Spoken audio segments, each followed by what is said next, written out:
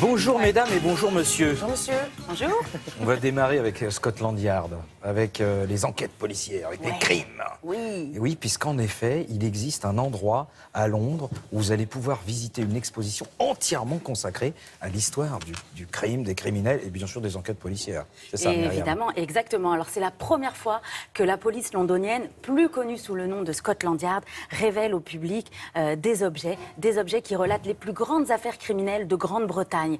Parce que jusqu'à présent, la police, il n'y avait que la police qui pouvait avoir accès à ces objets et à ces archives qui relatent toutes ces affaires. Qui étaient scellées. Et d'ailleurs, cette collection s'appelle la collection spéciale de Scotland Yard.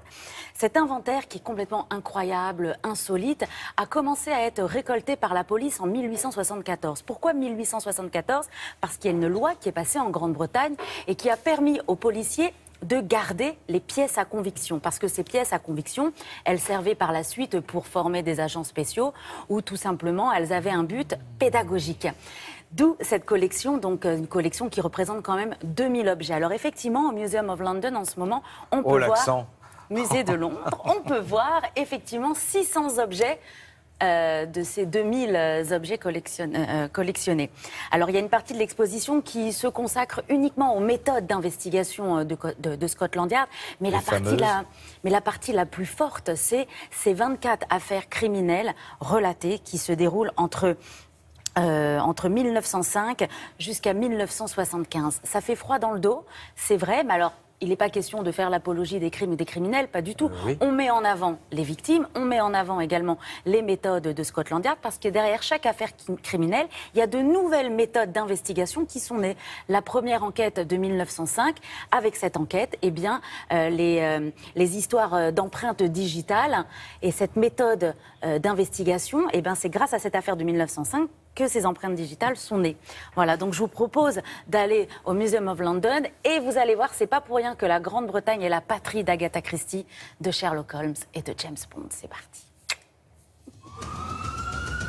A morning apparently like any other, blown apart by four robbers must have depended on at the most a 30-minute start. Was held a funeral service of the 3 men who were shot dead.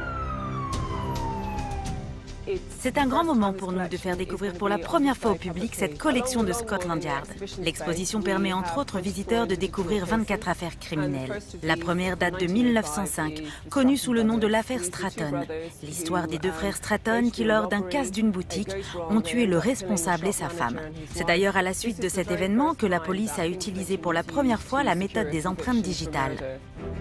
The police had been tipped off months ago and a huge intelligence operation led to this morning's arrests. Un autre cas de meurtre en 1924 concerne celui d'Emily Kay, une jeune londonienne de 37 ans, secrétaire, qui tomba sous le charme de Patrick Mahon, un homme marié et père de famille. Lors d'un rendez-vous des deux amants, Patrick tua Emily. Il se débarrassa du corps en le découpant, brûlant une partie et l'enterra. C'est à l'occasion de cette terrible affaire que l'inspecteur Spilsbury imposa la mallette du parfait enquêteur qui contraint à utiliser gants et autres équipements afin de récolter des preuves dans les meilleures conditions. Dans l'exposition, nous présentons 6 cordes de pendus. Des cordes qui ont réellement été utilisées lors d'exécutions de meurtriers au XVIIIe siècle. The first victim on that night was Elizabeth Stride in Berners Street. Jack l'Éventreur fait partie des grands criminels de notre histoire, bien sûr. Voici des affiches de la police qui datent de 1888 et qui font appel à la population afin de les aider à identifier l'écriture de la lettre. Jack l'Éventreur reste encore un mystère aujourd'hui.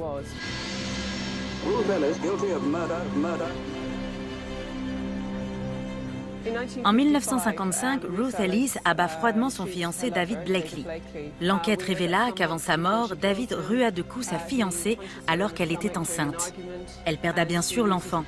Ruth Ellis fut la dernière femme du pays condamnée à la pendaison.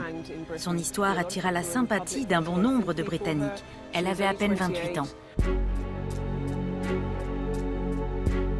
L'exposition révèle également des accessoires d'enquête ou des armes de meurtre très élaborées, dignes d'un James Bond. Comme cette mallette de cuir datant de 1969, contenant une seringue de poison, dont un gangster tenta de se servir lors d'un procès pour éliminer des témoins. Même si cette exposition relate des affaires criminelles, nous avons essayé de donner le point de vue des enquêteurs, mais surtout de mettre un visage sur les victimes afin de rappeler que ce sont avant tout des histoires humaines, accompagnées de beaucoup de souffrance.